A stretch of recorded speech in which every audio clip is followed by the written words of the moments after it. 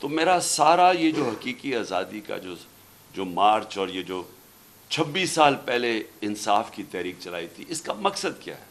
Bottom line ایک ہے اس کی کہ کبھی معاشرہ نہ آزاد ہوتا ہے نہ خوشحال ہوتا ہے جدھر قانون کی حکمرانی نہیں ہوتی.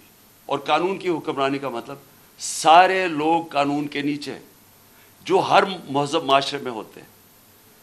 مجھے ایک بڑی حیرت ہوئی کہ DGISPR نے سٹیٹمنٹ دی.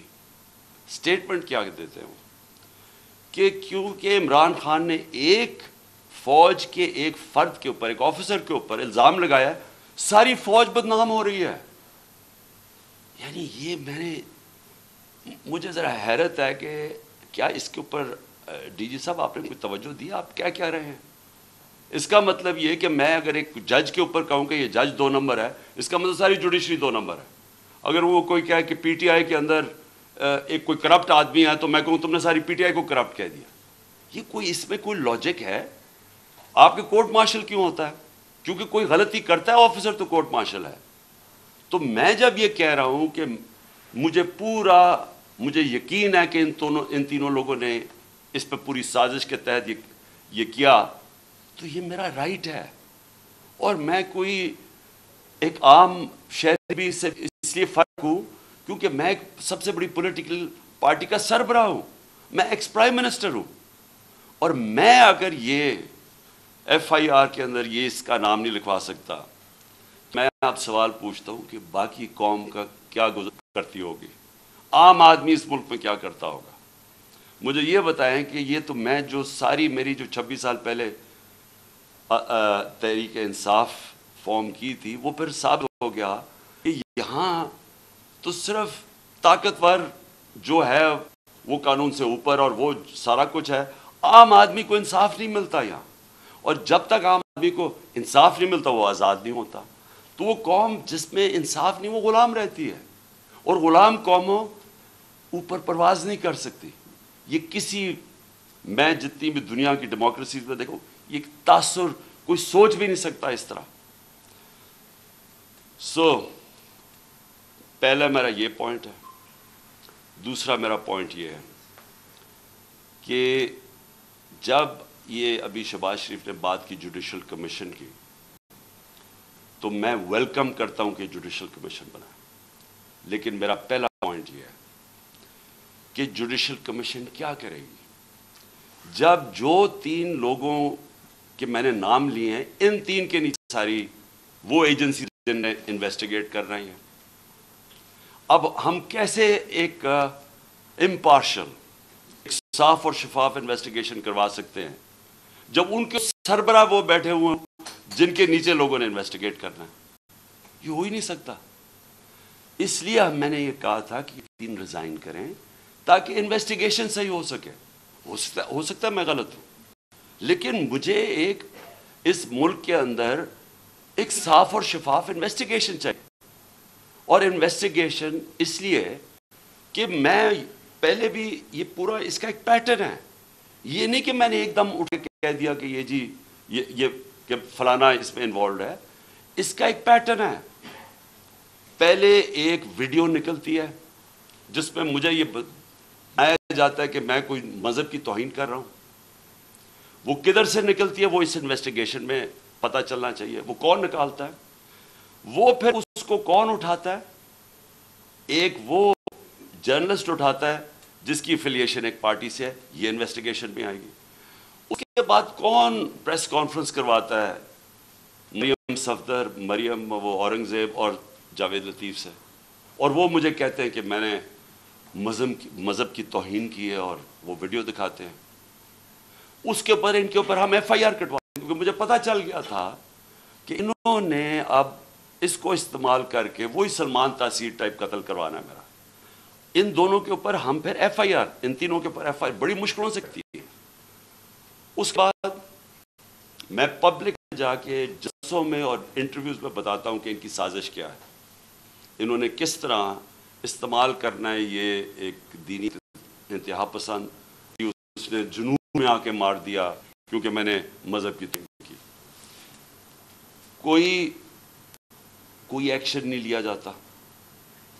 اور پھر کیا ہوتا ہے جب میرے اوپر یہ واردات ہوتی ہے، آپ صرف اس کے بعد دیکھ لیں کہ اس کے بعد ہوتا کیا ہے، کون سے لوگ جو امیڈیٹلی ریئیکٹ کرتے ہیں۔ ابھی ایف آئی آر ہی نہیں کٹی، ابھی شروع ہی ہوئی ہے بات، ابھی اور ایک دم سٹیٹمنٹس آنی شروع ہو جاتی ہیں کہ جی عمران نے کسی مذہب کی توہین کی ہے۔ میرے سامنے یہ سارے ہیں، یہ ذرا دیکھیں وہ لوگ جو کہ ہمارے یعنی دوسری پارٹی سے افیلیشنز ہیں، وہ ایک دم ان کی ٹویٹس آنی شروع ہو جاتی ہیں، یعنی ابھی کوئی انویسٹیگیشن نہیں ہوتا اور وہ سارے یہی کہتے ہیں کہ ایک انتہا پسند نے کیا ہے۔ ایک 6:01 پہ ایک ٹویٹ آتی ہے، وہ جس نے سب سے پہلے میرے اوپر یہ ساری کیمپین شروع کرتا ہے مذہب کی توہین، وقار ستی، وہ 6:02 پہ اس کی مرتضیٰ سرنگی کی 2 منٹ پہ ٹویٹ آتی ہے، حامد میر کی 6:03 پہ آتی ہے، جیو نیوز کی 6:04 پہ آتی ہے، سما 6 بجے اس کی بھی 6:04۔ اس کے بعد یہ ہوتا کیسے ہے؟ وہ لوگ جو ایک دم ریئیکٹ کرتے ہیں، جو کہ ایک سکرپٹ کے اوپر چل رہے ہیں، نہیں اس کے علاوہ کیا ہوتا ہے؟ وہ کیسے ہوتا ہے کہ گورنمنٹ ہماری، پولیس ہماری، لیکن اس کا انٹرویو کروا کے اور وہ لیک کیا جاتا ہے، وہ جو بندوق چلانے والا ہے، ایک دم اس کا انٹرویو لیک کیا جاتا ہے۔ کون؟ پولیس۔ ہم پولیس سے پوچھتے ہیں، وہ کہتے ہیں جی ہم کیا کریں، ہمیں پیچھے سے پریشر تھا۔ آئی جی، وہ آئی جی سے پوچھا جی آپ بتائیے کیسے یہ لیک ہوئی، وہ کہتا ہے جی ہیک ہو گئی۔ ایک کے بعد دوسرا جھوٹ بولا جاتا ہے۔ کون لوگ یہ انٹرسٹڈ تھے ایک دم اس کو بند کروانے؟ وہ جیسی انویسٹیگیشن ہوگی تو پہلے تو پتہ چلے گا کہ ڈب کس نے کیا اور پھر کس نے کور اپ کرنے کی کوشش کی۔ تو جب آپ یہ ہمیں کہتے ہیں کہ جوڈیشل کمیشن، میں کہتا ہوں اس سے بہتر چیز ہی نہیں، لیکن جوڈیشل کمیشن جو سب سے پہلے کام ان کو کرنا چاہیے کہ جو لوگ ایکیوزڈ ہیں اس کے اندر، وہ کیسے ان پوزیشنز پہ بیٹھیں گے جس در انڈیپینڈنٹ انویسٹیگیشن ہوگی۔ نمبر 2، میں یہ چاہتا ہوں کہ جوڈیشل کمیشن انکوائر کرے ارشد شریف کے اوپر، کیونکہ ہمیں پتہ ہے ارشد شریف کو کس سے خطرہ تھا، ارشد شریف کی والدہ کو پتہ ہے کہ کس سے ارشد شریف کو خطرہ ہے، اس کے اور صحافیوں کو پتہ ہے کیوں وہ ملک مجبور ہوا چھوڑنے پہ، کیوں وہ دبئی سے آگے جانے پہ مجبور ہوا۔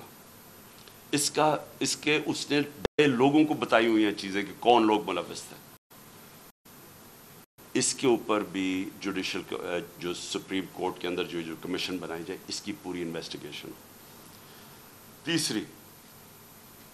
تیسری جو سائفر ہے، اب یہ کنٹروورسی چلتی جا رہی ہے۔